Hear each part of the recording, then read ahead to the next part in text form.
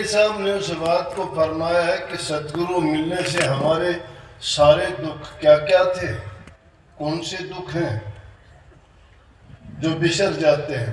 3 ताप से जीव दुखी है दुनिया में। शारीरिक रोग है, मानसिक रोग है, आत्मिक रोग है। इनमें सारे दुख आ जाते हैं। कोई मन से दुखी है, कोई तन से दुखी है, कोई अपने जन्म से ही दुखी है।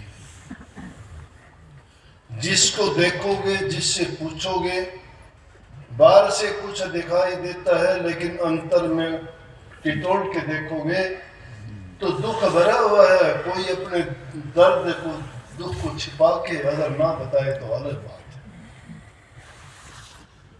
किसी को अपना दुख नहीं है तो किसी को दूसरे को देख के बहुत दुखी है। कह भी देते हैं काफी दुखी लोग तो कि उसको कुछ नहीं होता, मुझे क्यों हो गया, इसलिए दुखी है, वो सुखी क्यों है। जहां कहीं भी देखो निराश, हताश, दुखी, तन से मन से। इसलिए कही कि सतगुरु मिले, हमारे सारे दुख बिसर गए। सतगुरु ने कौन सी ऐसी दवा दी कि जिससे हमारे दुख बिसर जाते हैं। सतगुरु तो मिल जाता है तो बिसर जाते हैं। और सतगुरु किसको मिलता है? जिसको सतगुरु की जरूरत होती है। सतगुरु को जो सतगुरु रूप में देखता है उसको सतगुरु मिलते हैं। सतगुरु तो अनेकों मिलते ही हैं। गुरुओं की तो कमी नहीं है। जन्म से लेके मरने तक गुरु मिलेंगे। अपने आप में हमें कुछ नहीं पता है। किसी से भाषा सीखते हैं, किसी से उठना बैठना सीखते हैं, किसी से व्यवसाय की बारीकियां सीखते हैं, किसी से और दुनियादारी की, ओढ़ना पहनना, चलना फिरना, ये सभी बातें किसी ना किसी से सीखते ही तो है ना।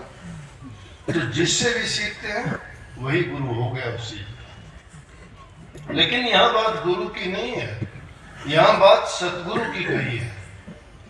सतगुरु मिलने से, उन गुरुओं के मिलने से तो आपकी एक चीज की जरूरत है, वो पूरी हो जाएगी। कोई आपको पढ़ना लिखना सिखा देगा, कोई बोलना सिखा देगा, कोई आपको कारोबार की बातें सिखा देगा।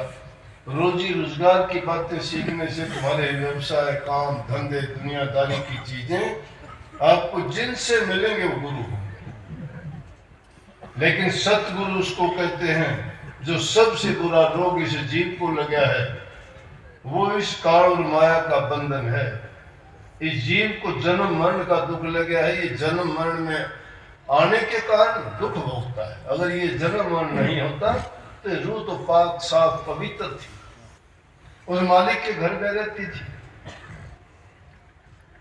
ये तो एक बूंद की भांति है। उस सागर से बिछड़ के आ गई, लेकिन बिछड़ के आने के बाद में कहीं कीचड़ में गिरी, कहीं घास पे गिरी, कहीं मिट्टी पे गिरी, कहीं पत्थर पे गिरी। इसी प्रकार से ये रूह 4 खान में बट गई। और सतगुरु जब मिलता है तो इसको भेद समझाता है, बताता है कि तेरा कल्याण किस तरह से होना है। जब तक इस जीव को दुनियादारी की जो चीजें हैं वो नहीं मिलती है तब तक भी दुखी है।